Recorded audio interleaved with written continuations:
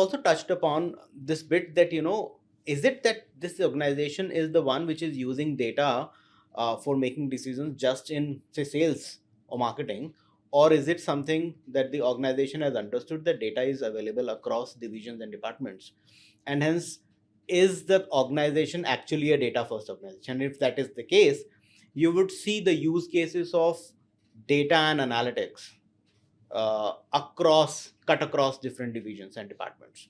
So would you mind, touching a bit about what could be some examples of somebody using data to drive decisions in, say, in HR as a department, right? Because in a general parlance, frankly, at Zotter, when we discuss this with business, finance is something which comes up the first.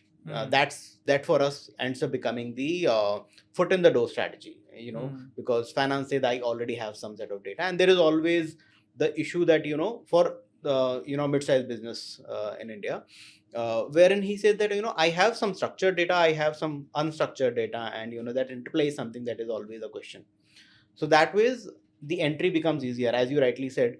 Giving the first set of analysis becomes much easier, right? Because you already have something available. But we always feel that, there is a additional value that can come in when you start doing the same with other departments as well, right? So I think HR is one wherein we would generally do not hear people saying that, okay, I have done an analytics work for the HR, Yeah. right? But I'm sure you should be able to throw some light around Yeah. it. So see, every department to me which is generating any information, analytics can be done. Okay. The first wave of digitization was to digitize the process. Digitize होता है तो process का data आता है. Okay. And with that data, if you look at how to optimize, okay, let me take if you mention HR, in fact, the best HR use case is not in a manufacturing company, it is in Google. So there is a very interesting video on people analytics. Uh-huh. It's not even called HR analytics, it's called people analytics. Google का एक है. See, there is a big role of analytics in people analytics or HR analytics. So look at, especially not knowledge worker or product companies, look at companies which are driven by lot of workforce. Okay, for example, offline sales. Okay, so if a company has 100 plus stores, one of the most important levers is sales at the store. But the sales at the store is driven by the people at the store. अब उसमें क्या होता है, many people get a fixed salary जो भी they are operating at, but they also have a huge variable component. Now how you design a very interesting incentive program can push the people to go much higher on sales.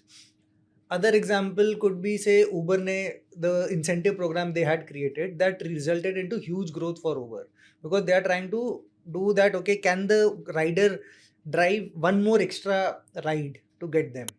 Okay, so this whole people analytics has a lot of options where how you drive the motivation of the person to earn more, resulting into a very quick ROI for the company to drive higher sales. The other area is, in many places, attrition is also a problem. Okay, and I was working for one of the companies. There the attrition rate was about 30-40% CAGR, compounded annual growth rate. In fact उनकी HR का 45% था, company का on an average 40 था, HR का ज़्यादा था. And they were always looking at कि अरे to control the attrition, the way they were looking at data, and they were saying कि अरे हमारा attrition for people who are old people उन पे focus कर रहे थे, people who are there in the system for 2-3 years. But what we did is we looked at the cohorts of the people who are leaving, and we realized the attrition was not at a problem of people who are more than 1 year. People who are more than 1 year, unka attrition rate was less than 20%.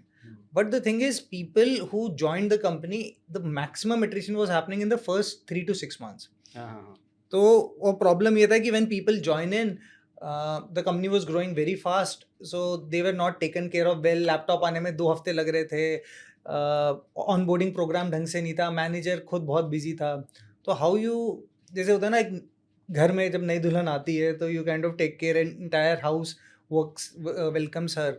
So if you don't take care of the people well in the onboarding time, the retention is a problem.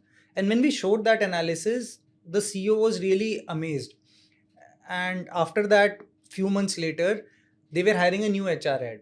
Okay, so the the CEO and the founder said कि Saurabh, why don't you take an analytics interview for the person, for the HR head.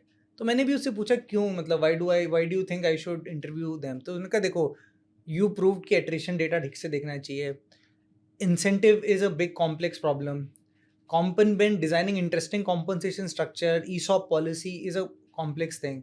So having a basic acumen and respect for data is key, because human resources में generally जब जो कोई जाता है वो generally arts commerce background से जाते हैं, हार्डली मैथ्स साइंस वाले बैकग्राउंड से नहीं जाते, but do they have basic understanding of it to do at least at a leadership level. So there is a मतलब I cannot think of any department, but one of the biggest challenge I had with a department is finance.